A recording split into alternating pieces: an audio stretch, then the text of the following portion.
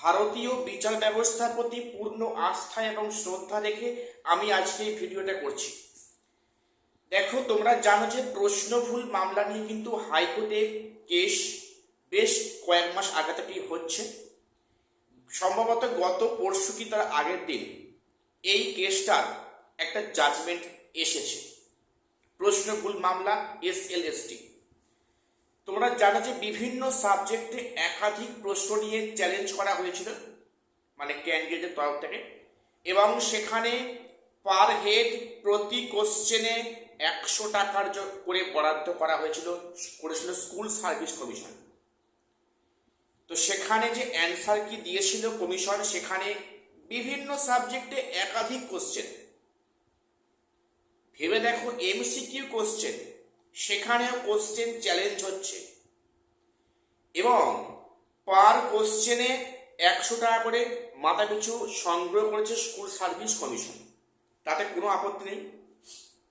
অনেকে সেই নির্দিষ্ট অ্যামাউন্ট, কারো 3টে কোশ্চেন, কারো 4টে কোশ্চেন, সে সেই মতো টাকা দিয়ে কোশ্চেন মানে উত্তর চ্যালেঞ্জ করেছিল এবং সেখানে এক্সপার্ট কমিটি দিয়ে নাকি কোশ্চেনগুলো দেখানো হয়েছে এবং কোন কোশ্চেনটা চ্যালেঞ্জ করছে তার এগেনস্টে কি তথ্য বা দেবে আর কি, সেটাও কিন্তু ডকুমেন্টসটাও ক্যান্ডিডেটরা জমা করেছে যে এই উত্তরের এগেনস্টে এটা ভুল, এটা সঠিক, তার প্রুফ হচ্ছে এটা।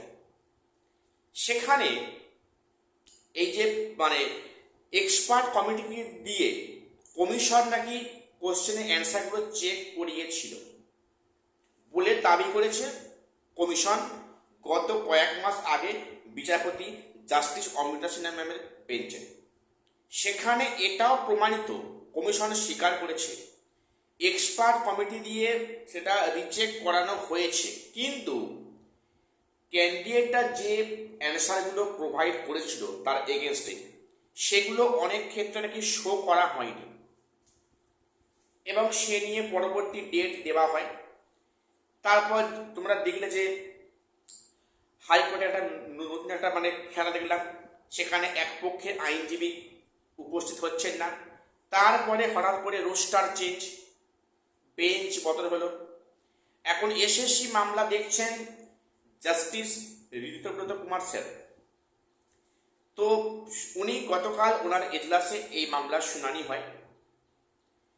দেখো, বিচার ব্যবস্থার প্রতি আমাদের সবারই পূর্ণ আস্থা রাখা উচিত, বা আছে, বা এরপরও থাকবে, কারণ আমাদের সংবিধান আমাদের এটাই শিখিয়েছে বিচার ব্যবস্থা সবার ঊর্ধ্বে। কাজেই তার প্রতি প্রত্যেককে শ্রদ্ধাশীল হওয়াটা একজন নাগরিকের কর্তব্য। তো বলি, তো সেখানে গত কয়েকদিন আগে বিচারপতি স্যার বললেন যে এখন যেহেতু প্যানেল হয়ে গিয়েছে, এখন কোনো চেঞ্জ হবে না, অর্থাৎ এক্সপার্ট কমিটি যেটা বলেছে এর ওপরে কোনো কথা হবে না। তাহলে আমার প্রশ্ন এখানে যে কমিশন যেহেতু স্বীকার করেছে যে অনেক ক্ষেত্রে মানে এগেনস্টে যে ডকুমেন্টস জমা করা হয়েছিল, ক্যান্ডিডেটরা করেছিল, সেগুলো শো করেনি, ক্যান্ডিডেটরা যে পুরোপুরি ভুল বলছে সেটা কিন্তু নয়। তো বিষয়টা আরো খতিয়ে না দেখে সেখানে একটা জাজমেন্ট দেয়া হলো কি, যে সেখানে কিন্তু যেহেতু প্যানেল আপ হয়ে গিয়েছে, মানে প্রসেসটা অনেকটা এগিয়ে গেছে, অর্থাৎ এই মামলা নিয়ে আর কোনো ফার্দার শুনানি হবে না, যেটা এক্সপার্ট কমিটি বলেছে ওটাই মানে শিরোধার্য। তো এখানে বিষয়টা অনেকেই মানতে পারেনি। আমি বিচার ব্যবস্থার প্রতি পূর্ণ আস্থা নিয়ে কথাটা বললাম যে এটাও তো আমিও মানতে পারিনি, কিন্তু এটাই বাস্তব, আমাদের মেনে নিতে হবে। তো সেখানে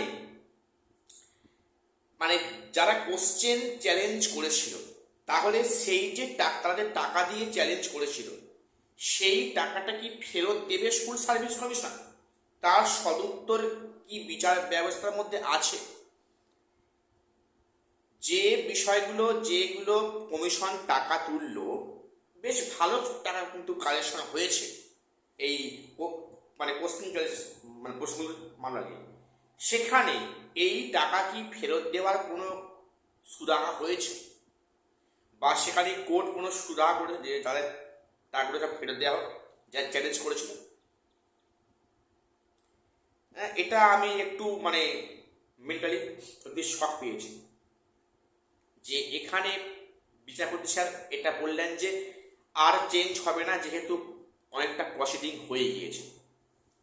দেখো এরপরে বিভিন্ন কিন্তু সাবজেক্টে এখনো আছে পোস্টপোন মামলার শুনানি, তো সেগুলো নিশ্চয়ই কীভাবে পরিষ্কার হিসাব, যেহেতু একটা রায় হয়ে গিয়েছে এটাকে দেখেই সেটা কন্টিনিউ হবে যে এক্সপার্ট কমিটি বলার উত্তরটাই ঠিক, সেখানে আবার তারা উত্তর শোনা হবে না।